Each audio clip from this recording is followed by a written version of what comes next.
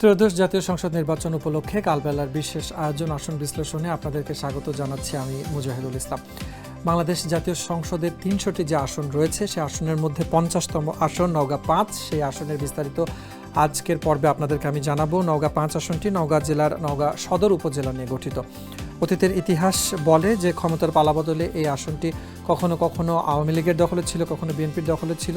সেটির ব্যাপারে তো আমরা বিস্তারিত বিশ্লেষণ যাবই। তার আগে 2026-এর জানুয়ারি সর্বশেষ আপডেটকৃত তথ্য অনুযায়ী মোট কতজন ভোটার এবারে এই নির্বাচনে ভোট দিতে যাচ্ছেন সেটি আমরা জেনে নিব। মোট ভোটার আছেন 3,63,030, পুরুষ ভোটার আছেন 1,80,031, মহিলা ভোটার আছেন 1,82,994, অন্যান্য ভোটার আছেন 5 জন। নওগাঁ 5 এই আসনটিতে এবারে মোট প্রার্থী আছেন 5 জন, স্বতন্ত্র প্রার্থী 0। 2026 সালের ত্রয়োদশ জাতীয় সংসদ নির্বাচন এটি কিন্তু রাজনৈতিক পট পরিবর্তনের পরে বেশ গুরুত্বপূর্ণ একটি নির্বাচন এবং একই দিনে দুটি ভোট অনুষ্ঠিত হতে যাচ্ছে। একটি হচ্ছে গণভোট আর একটি সাধারণ নির্বাচন। সাধারণ নির্বাচনে কোন কোন প্রার্থী কোন কোন প্রতীকে কোন কোন দলের প্রতিনিধিত্ব করছেন সেটি এক নজরে আমরা দেখে নেব। এবারে নওগাঁ 5 থেকে প্রতিদ্বন্দ্বী প্রার্থী আছেন বিএনপির পক্ষ থেকে ধানের শীষ প্রতীকে মোহাম্মদ জাহিদুল ইসলাম ধলু, মোহাম্মদ আবু সাদায়াত মোহাম্মদ সায়েম যিনি 11 দলীয় জোটের পক্ষে বাংলাদেশ জামাতে ইসলাম থেকে দাঁড়িপাল্লা প্রতীকে নির্বাচন করছেন, মোহাম্মদ আব্দুর রহমান আছেন ইসলামী আন্দোলন বাংলাদেশ থেকে হাত পাখা প্রতীকে, শফিকুল ইসলাম বাংলাদেশ কমিউনিস্ট পার্টি থেকে কাস্তে প্রতীকে নির্বাচন করছেন, মোহাম্মদ আনোয়ার হোসেন তিনি নির্বাচন করছেন জাতীয় পার্টি থেকে লাঙ্গল প্রতীকে।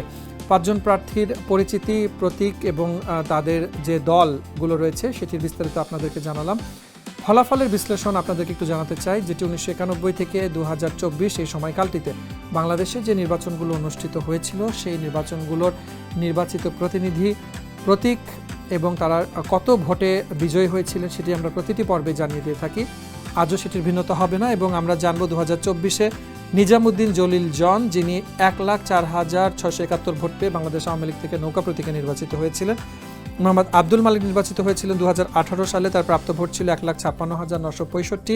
2014-তেও তিনি নির্বাচিত হয়েছিলেন বাংলাদেশ আওয়ামী লীগ থেকে নৌকা প্রতীকে। 2008-এ মোহাম্মদ আব্দুল জলিল যিনি নির্বাচিত হয়েছিলেন বাংলাদেশ আওয়ামী লীগ থেকে নৌকা প্রতীকে, তার প্রাপ্ত ভোট ছিল 1,36,643। 2001-এও এটি আওয়ামী লীগের দখলে ছিল, আব্দুল জলিল নির্বাচিত হয়েছিলেন। 1996-এর ফলাফল এবং 91-এর ফলাফলে কিছুটা ভিন্নতা আমরা দেখছি। 1996 সালে নির্বাচিত হয়েছিলেন শামসুদ্দিন আহমেদ যিনি বিএনপি থেকে ধানের শীষ প্রতীকে নির্বাচিত হয়েছিলেন, তার প্রাপ্ত ভোট ছিল 84,481। 1991 নির্বাচিত হয়েছিলেন আলহাজ শামস উদ্দিন আহমেদ, তার প্রাপ্ত ভোট ছিল 85,367।